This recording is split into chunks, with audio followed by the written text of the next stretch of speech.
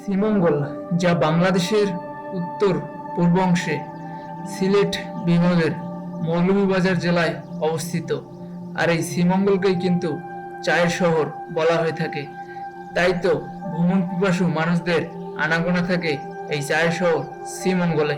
তাই এবার হাতে মাত্র একদিনের সময় নিয়ে ঘুরে দেখবো শ্রীমঙ্গলের বেশ কয়েকটি জনপ্রিয় স্পট, আর সাথে সবকিছু খুঁটিনাটি তথ্য দেওয়ার চেষ্টা করব। হ্যালো এভরিওয়ান, আসসালামু আলাইকুম।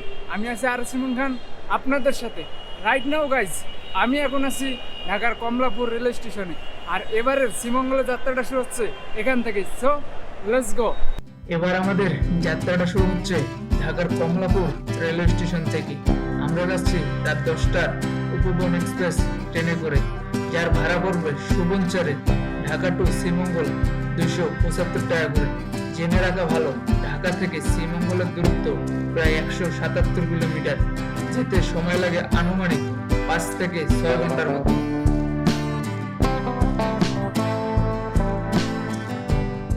তো welcome Sreemangal. Right now guys, আমি এখন আছি শ্রীমঙ্গল রেলওয়ে স্টেশনে। আর মেবি এখন বাজে হচ্ছে সকাল 6:33। আমাদের ট্রেনটা কিন্তু নামাই দিছে 3:30-এ। আর আমরা কিন্তু হচ্ছে এই শ্রীমঙ্গল রেলওয়ে স্টেশনের গেস্ট রুমে কিন্তু কিছুটা সময় কাটাইলাম। আপনারা চাইলে কিন্তু এখানে সময় কাটাইতে পারেন। আর রেল স্টেশন থেকে বের হয়েই হাতের ডান সাইডে দেখতে পারবেন একটা মসজিদ আছে, চাইলে কিন্তু ওখান থেকে সময় কাটাইতে পারেন। তো আমরা এখন সর্বপ্রথম সকালের নাস্তাটা করে নিব। আমরা কিন্তু সকালের নাস্তাটা করে নিলাম শ্রীমঙ্গলের বিখ্যাত লন্ডন হোটেল থেকে। এখন শ্রীমঙ্গল রেল স্টেশন থেকে সারাদিনের জন্য একটা সিএনজি ভাড়া করে নিব।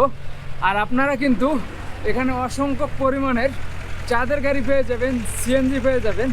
আপনারা চাঁদের গাড়ি সারাদিনের জন্য ভাড়া নিতে পারবেন 3000 থেকে 4000 টাকার মধ্যে, আর সিএনজি ভাড়া নিতে পারবেন 12 থেকে 1300 টাকার মধ্যে। তো আমরা এখন একটা সারাদিনের জন্য সিএনজি ভাড়া করে নিব। শ্রীমঙ্গল রেল স্টেশন থেকে সারাদিনের জন্য একটা সিএনজি ভাড়া করে নিলাম 1200 টাকা দিয়ে। তো আজকের দিনের প্রথম গন্তব্য দার্জিলিং টিলা। তো আমরা যাচ্ছি এখন দার্জিলিং টিলার উদ্দেশ্যে। সকাল 7:30-এ আমরা রওনা হয়ে যাই আমাদের আজকের দিনের প্রথম গন্তব্য দার্জিলিং জেলার উদ্দেশ্যে। আর এই সকালের কুয়াশা মরায় এই রাস্তার অপরূপ সৌন্দর্য দেখে আমি মুগ্ধ। একদিকে যেমন সারি সারি চা বাগান, আরেকদিকে এই রাস্তার সৌন্দর্য।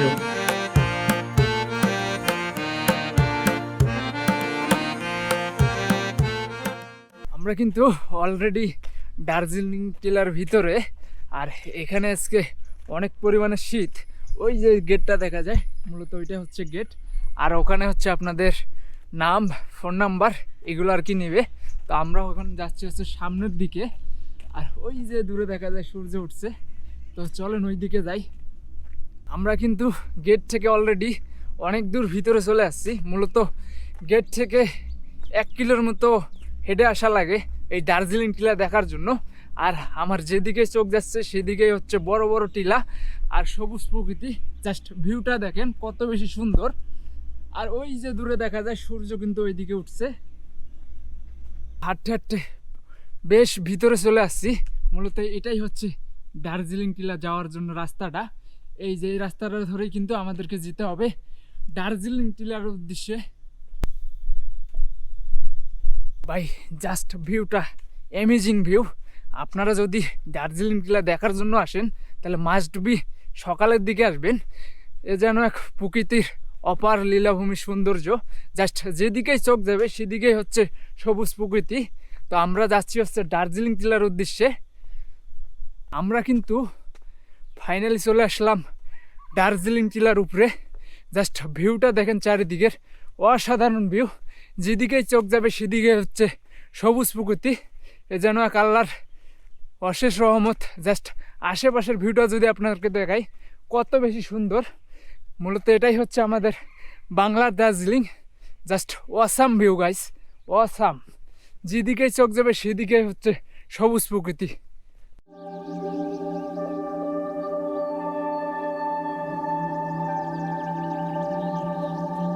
দার্জিলিং টিলা ঘুরে শেষ করে আমরা এখন যাচ্ছি নূরজাহান টি গার্ডেনে।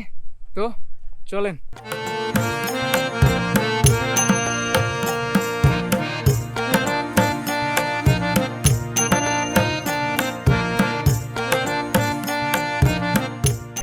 চলে আসলাম নূরজাহান টি গার্ডেনে।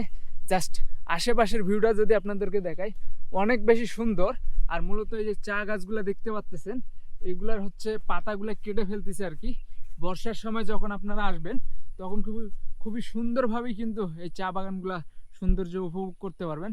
আপাতত কিন্তু এই পাতাগুলো হচ্ছে কেটে ফেলছে, পুরোটা অনেক অনেক বড় আর কি। যেদিকে চোখ যাবে আপনাদের সেদিকে হচ্ছে চা বাগান আর চা বাগান। প্রকৃতির এক নতুন রূপ হচ্ছে এই শ্রীমঙ্গল। এই শ্রীমঙ্গল না আসলে আপনারা কখনো এর সৌন্দর্যটা দেখতে পারবেন না। তাই সবাইকে সাজেস্ট করব শ্রীমঙ্গল আসবেন অবশ্যই। আর আশেপাশের চা বাগানগুলো দেখেন, আপনার যত দূরে চোখ যাবে তত দূরে হচ্ছে চা বাগান আর চা বাগান। এই নূরজাহান টি গার্ডেন দেখা শেষ করে আমরা যাচ্ছি এখন মাধবপুর লেকের উদ্দেশ্যে। So let's go.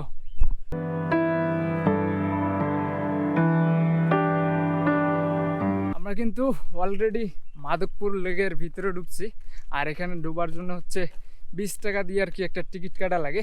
তো আমরা এই পথটা ধরেই কিন্তু ওই দিকে যাচ্ছি। ওই দিকে কিন্তু আসল ভিউ, আর চারিদিকে হচ্ছে চা বাগান। আমরা সামনের দিকে যাচ্ছি।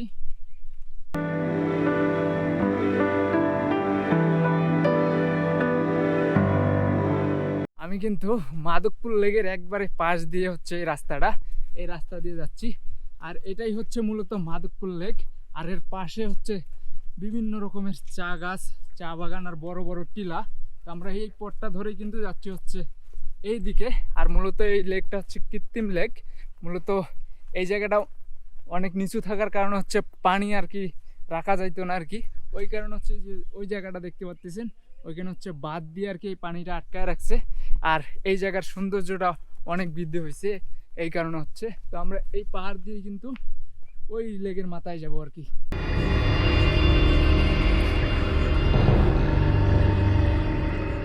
এই মাধবপুর লেকের অসাধারণ কিছু সুন্দর মুহূর্ত দেখা শেষ করে আমরা যাব এখন লাউয়া।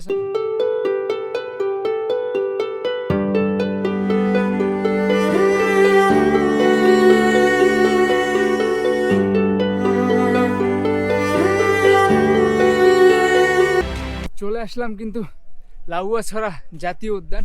এই যেটাই হচ্ছে লাউয়াছড়া জাতীয় উদ্যান। আর এখানকার টিকিট মূল্য হচ্ছে 115 টাকা করে। এই মাঝখান দিয়ে হচ্ছে রাস্তাটা, আর চারিদিকে হচ্ছে জঙ্গল আর কি, সারি সারি গাছ আর কি। তো এই পথটা ধরেই কিন্তু আমাদেরকে যেতে হবে কি রেল লাইনটা, যেটা দেখার জন্য এই লাউয়াছড়াতে মানুষ আসে, যেখানে আর কি 2টা মুভির শুটিং হয়েছিল। তো চলেন আমরা এখন ভিতরের দিকে যাই। আর এখানে কিন্তু অনেক পরিমাণের বান্দর।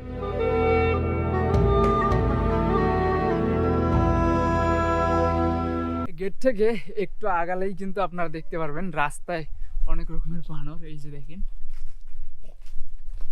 আর এগুলো থেকে কিন্তু সাবধান, কখন যে ফোন আর বা আদার্স কিছু টান দিয়ে নিবে এটার কোনো গ্যারান্টি নেই। এই যে দেখেন রাস্তা।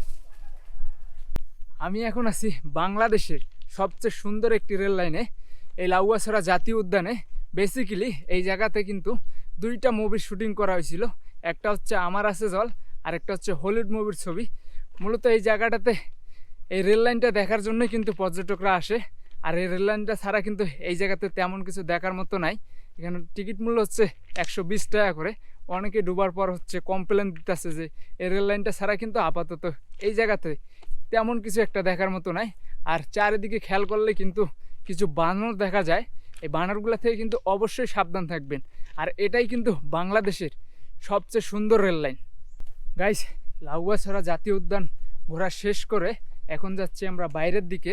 আপনারা চাইলে এখান থেকে কিন্তু কাশিয়াপল্লী থেকে ঘুরে আসতে পারেন। আর গাইস, আজকের ভিডিওটা এ পর্যন্তই। দেখা হচ্ছে নেক্সট কোনো ভিডিওতে। সবার কাছে একটাই রিকোয়েস্ট, আমার চ্যানেলটি সাবস্ক্রাইব করে দিয়ে পাশের বেল আইকনটি বাজিয়ে দিবেন।